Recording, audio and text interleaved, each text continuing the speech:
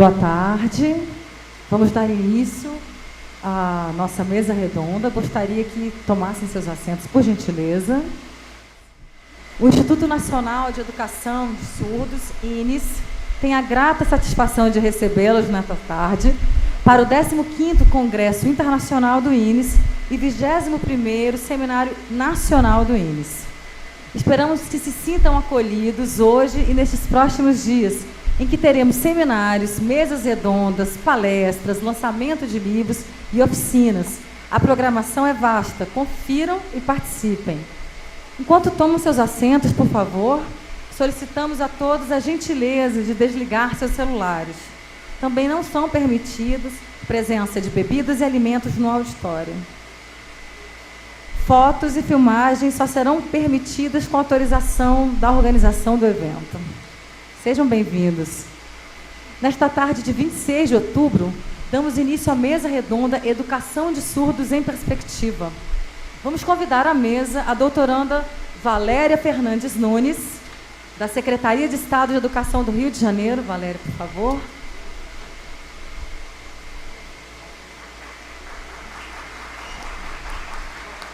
O doutor Vinícius Catão de Assis Souza, da Universidade Federal de Viçosa. E o nosso mediador, Ricardo Boareto, professor de Libras do INES. Ricardo, por favor.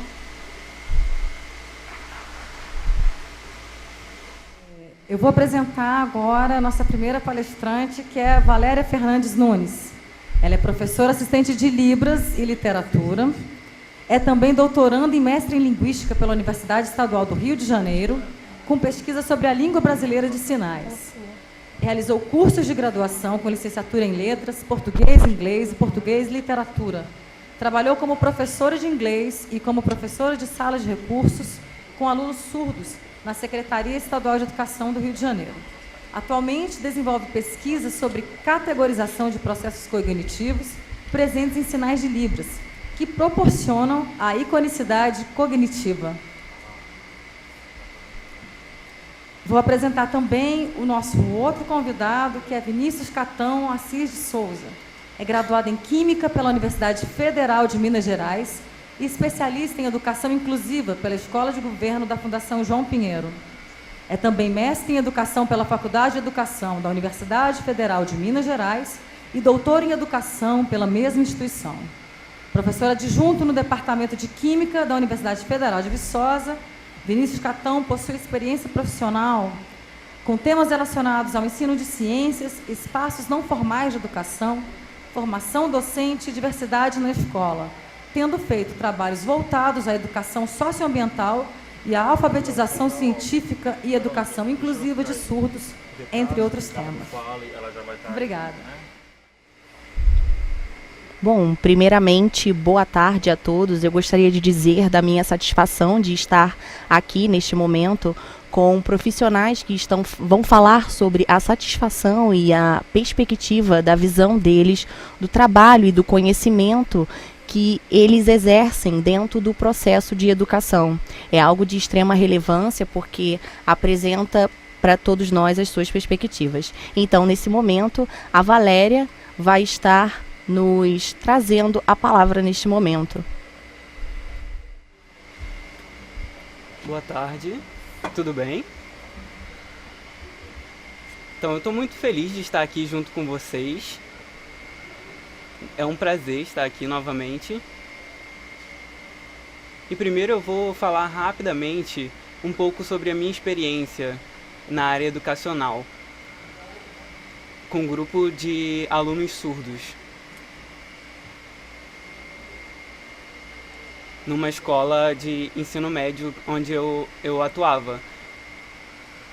Eu atuava numa sala de recursos, ensinando português para surdos, e sentia muita dificuldade quando eu tinha que explicar metáforas. Eu sentia dificuldade nesse aspecto e também em determinadas perguntas sobre metonímia.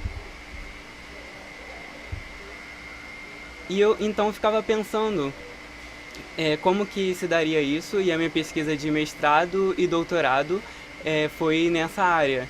como ensinar esses aspectos para os surdos. Então, eu encontrei uma base na linguística cognitiva que pudesse dar apoio na didática para esse ensino, para o ensino de Libras ou para o ensino de Libras também para alunos surdos e ouvintes. Por isso, a partir de agora eu vou começar a apresentar alguns aspectos sobre a linguística cognitiva que podem auxiliar no ensino da Libras.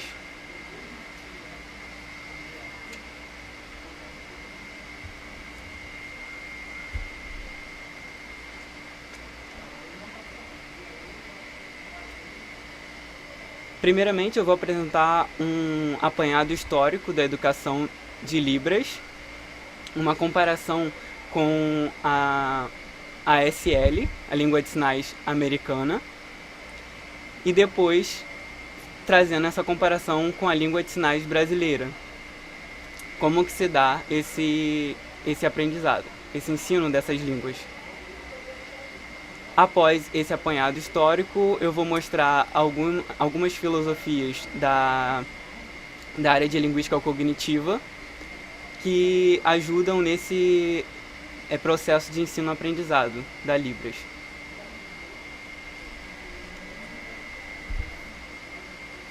Primeiramente eu vou falar um pouco sobre a ASL e depois como se deu esse processo aqui no Brasil com a Libras.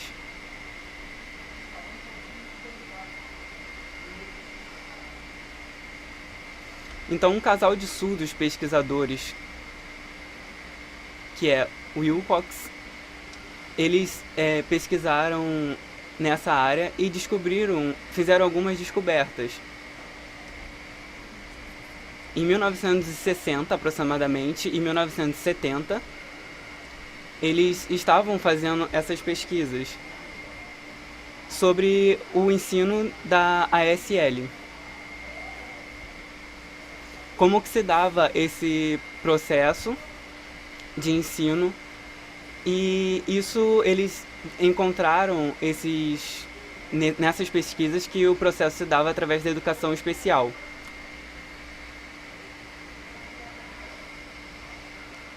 Assim como era uma visão clínico-patológica da surdez, que não estava preocupado com os aspectos culturais e linguísticos da língua de sinais americana. Eles estavam preocupados com o ensino dessa língua para os surdos, e isso aconteceu também em diversos outros países.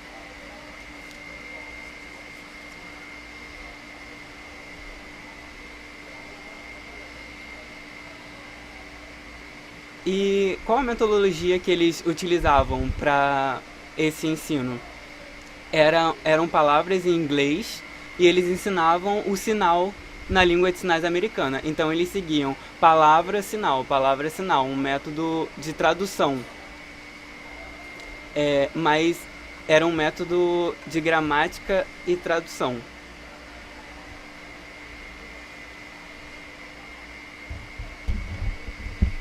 Porém, eles falavam que as expressões faciais também eram muito importantes, porém isso era um pouco exagerado. Eles diziam que as expressões faciais tinham que ser exagerado. Mas, por exemplo, o sinal de cadeira precisa uma expressão facial na produção desse sinal?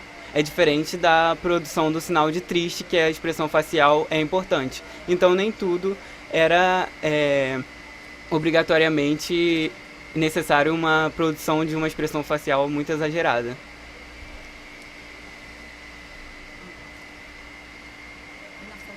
Em 1950 e 1960 aproximadamente se deu o ensino de ASL nessa perspectiva.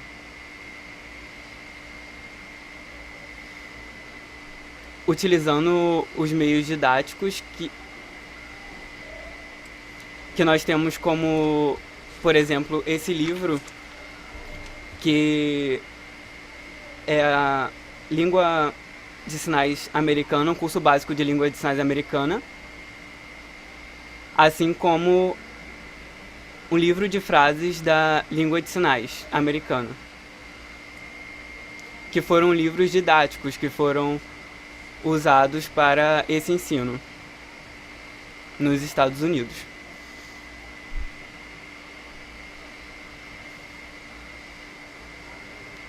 E os autores desses livros nós podemos acompanhar nos slides. E eu coloquei essas fotos para vocês conhecerem essas duas pessoas, que é o Ted Supala e a Carol Paden.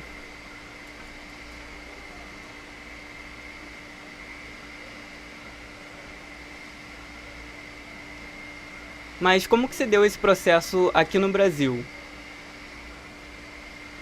Há algum tempo atrás, nós não tínhamos curso de Libras, porque algumas pessoas muitas vezes tinham curiosidade, tinham vontade de aprender essa língua, mas isso acontecia de modo mais informal. O surdo mesmo fazia esse ensino dessa língua, ou então em ambientes religiosos. Em 1987, a FENES criou um curso de Libras, e depois isso foi embasado através da Lei 10.436, que vocês já conhecem, que fala sobre o status da língua de sinais, língua brasileira de sinais como língua, e depois o decreto 5626, em 2005, que oficializou esse ensino de Libras e obrigou a esse ensino de Libras na formação de nível superior de fonoaudiólogos ou então nos cursos de licenciatura. E também nos cursos de formação de professores de magistratura.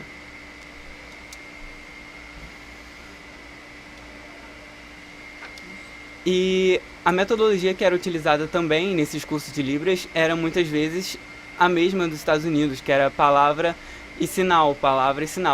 Faltava uma metodologia mais específica para esse ensino.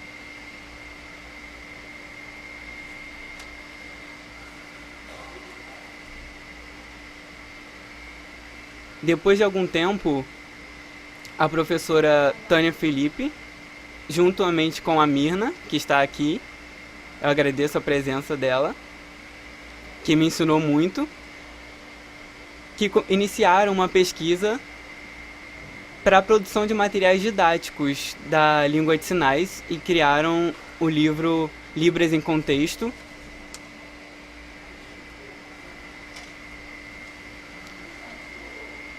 E também um outro livro que foi lançado foi pelo Nelson Pimenta, que é a coleção Aprendendo a LSB.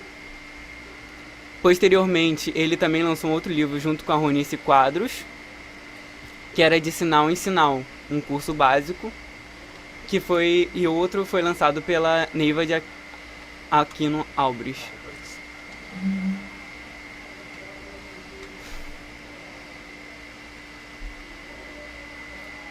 Muitas pessoas já fizeram pesquisas sobre a língua de sinais hoje, mas o primeiro estudo linguístico foi feito pelo William Stoke, que lançou o livro Estrutura da Língua de Sinais Americana.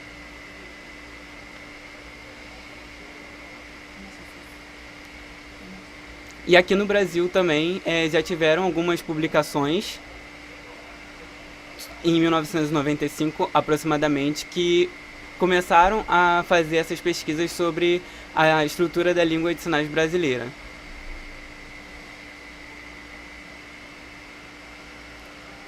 Então vocês conhecem muito bem essa história? Como que a língua de sinais chegou até aqui o Brasil, que sofre influência da língua de sinais francesa, assim como a língua de sinais americana também. Por exemplo, esse verbo falar, mas utiliza essa configuração de mão por quê? Qual é a motivação? Então a gente sabe que ela pode ser motivada pela palavra em francês, parlar.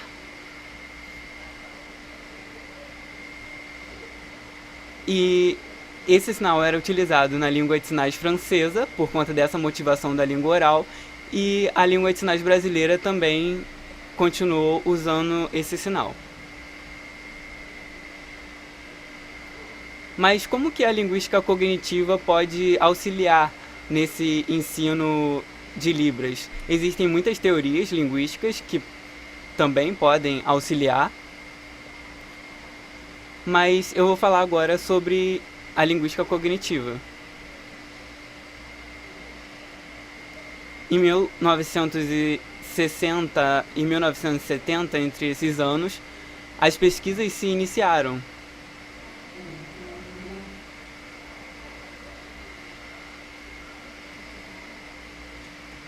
Como que se dá o trabalho de categorização através da nossa mente? Como que isso acontece nos seres humanos? Então é isso que a linguística cognitiva se preocupa em pesquisar.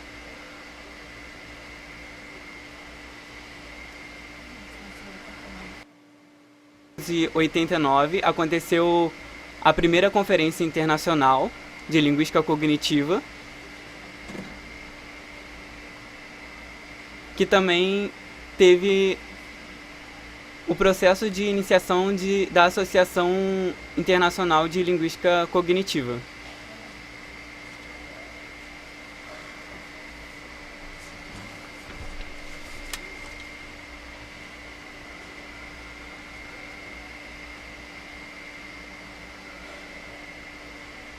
Mas nós podemos perceber que a linguística existem diferentes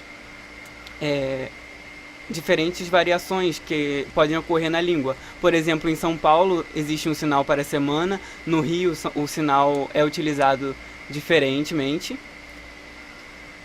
E isso pode ser percebido por pessoas de diferentes idades e diferentes gêneros, e isso é a base do estudo da sociolinguística. E então a linguística cognitiva se preocupa com o quê?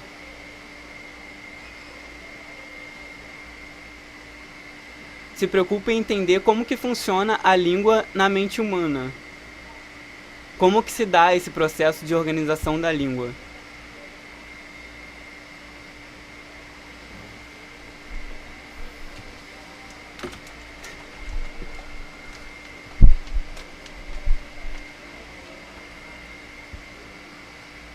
Eu estou oferecendo aqui no congresso, na parte da manhã, um mini curso que explica mais detalhadamente esses processos. Agora eu vou falar resumidamente sobre cada um, por conta do tempo que nós sabemos que é curto.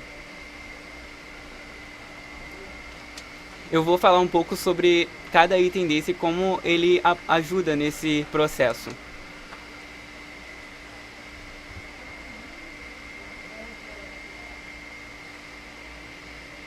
Nós sabemos que uma teoria da linguística é o gerativismo,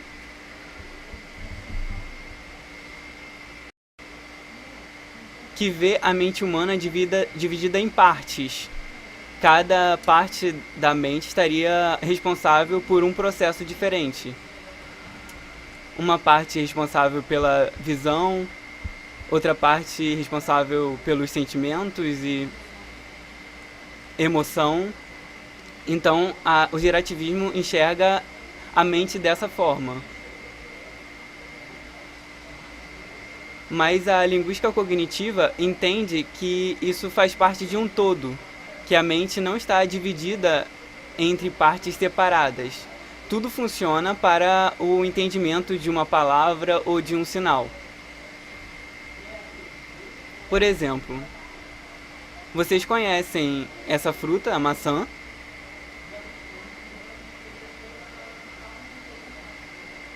Se eu perguntar para vocês, por exemplo, qual é a cor dessa maçã? Vocês utilizam o visual para enxergar. Ou então eu posso perguntar qual é o sabor dessa maçã. Perguntar se ela é dura ou se é macia. Então, isso vocês também podem perceber.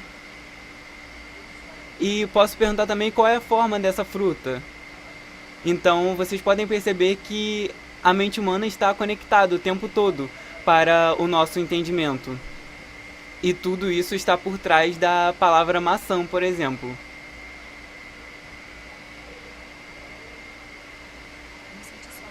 Você não sente somente o gosto, você sabe tudo que está envolvido nesse processo.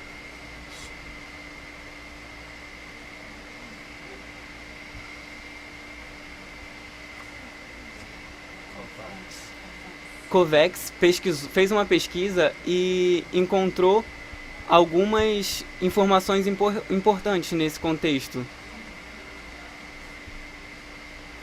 que é o frame,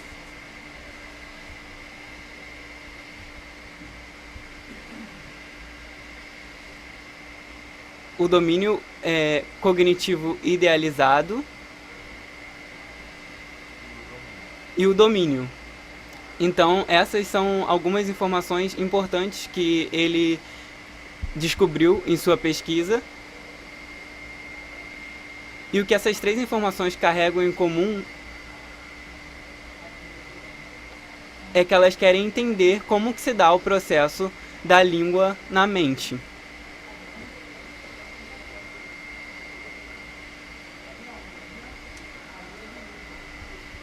Por exemplo, quando nós vemos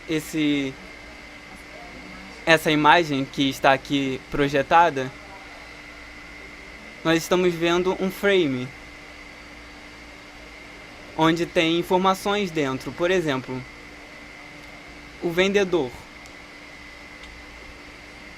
O que está por trás dessa informação vendedor, desse sinal de vendedor? Nós precisamos compreender isso. E nós podemos observar que ele quer ganhar dinheiro, que ele quer vender e que é o trabalho dele. E nós podemos também imaginar outro frame, que pode ser visto aqui também, que é o cliente. E ele vai ter processos diferentes por trás. Ele quer poupar dinheiro, e por isso ele faz uma pesquisa de preços, por exemplo. Ele pesquisa qual é o produto melhor para satisfazer a sua necessidade. Então nós podemos perceber que são frames diferentes por conta das informações que são diferentes.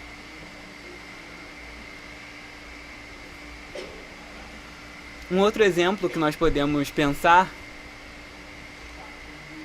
é o que está por trás dessa palavra, o que ela pode significar. Por exemplo, esse sinal que eu fiz de sexta-feira. Como que se dá a organização por trás do que está na nossa mente?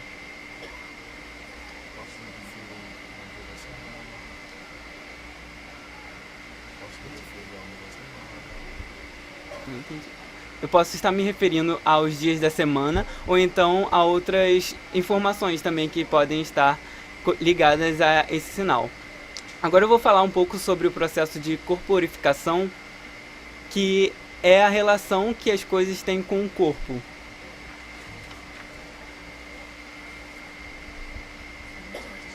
Isso é um processo diferente de incorporação,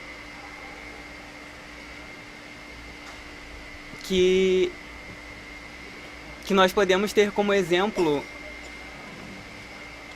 por exemplo, o sinal de pensar, que combina com o nosso pensamento, que está ligado à nossa mente, e o sinal é próximo a isso.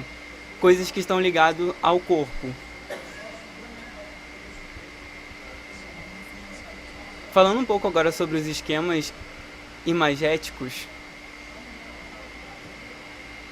vamos pensar num exemplo. Nós temos vários esquemas imagéticos que podemos analisar. Por exemplo, esse que é o ciclo. Olhando para esse sinal de ano, por exemplo, ano passado ou próximo ano, ou então de duração, assim como esse outro sinal, que nós podemos perceber um ciclo acontecendo. Também o sinal para grupos, esse sinal para antepassado ou então gerações futuras, nós podemos perceber também um ciclo acontecendo. Um exemplo que a gente pode perceber é o sinal para ela, por exemplo, nessa frase, que percebemos um ciclo também que está acontecendo, e isso pode acontecer em diversos sinais. Um outro esquema imagético é o container ou a caixa. Por exemplo, quando olhamos o sinal de estojo, a gente sabe que é algum container, algum recipiente que está alguma coisa fechada que tem objetos dentro. Esse sinal de empréstimo ou então ajuda, nós observamos um percurso que está sendo feito. Ou então a escala, por exemplo, sinal de alto, ou então baixo, nós percebemos uma escala acontecendo. Ou então um bloqueio, o final da fila, o último da fila. Parece que acontece um bloqueio, ou último andar. Na frase, por exemplo, eu viajei até São Paulo, a gente percebe também esse esquema imagético. E agora as metáforas, como que isso acontece? Nós percebemos que existem alguns frames que estão presentes, como o do leão e do Aquiles. Nós percebemos que existem metáforas por trás disso. Nós sabemos que o leão é um animal forte, corajoso, bonito, assim como o Aquiles. Uma outra metáfora é o ônibus cobra, porque muitas pessoas não entendem, mas é algo que dá muitas voltas e é comprido. Um outro exemplo é a geladeira esqueleto, por exemplo. Geladeira vazia, que tem essa informação do sinal de esqueleto em comparação com a geladeira vazia.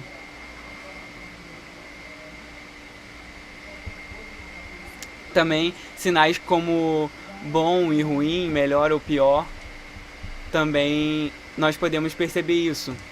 Um outro exemplo...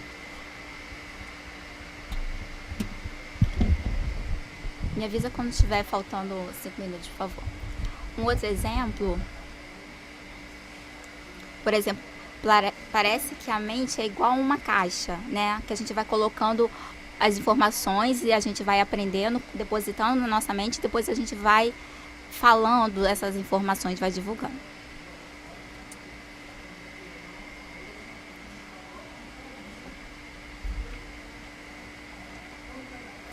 Na minha pesquisa de mestrado, eu estudei essas categorias. Já? 5 minutos? Tá bom, obrigada. Então, eu vou falar rapidamente, fazendo um resumo, um apanhado do que eu tenho que eu trouxe hoje para vocês. Falando de morfologia, polo morfológico e polo semântico.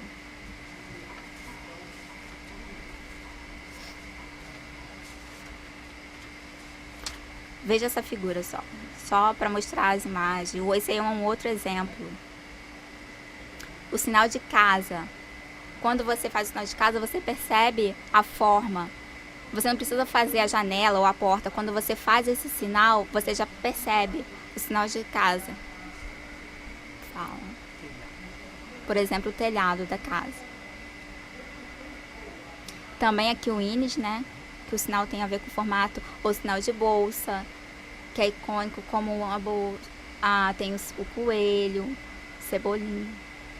Por exemplo, quando a gente está com o sinal de fome, é localizado perto do estômago, falar perto da boca. Agora veja essa imagem, esse desenho. O que ele está explicando, o que ele está mostrando.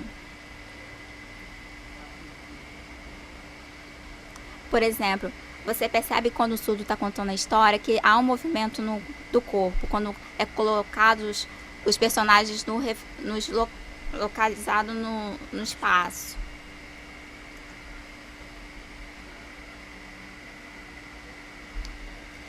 Ou seja, esse movimento está ligado à linguística cognitiva, que é a mescla em espaço real.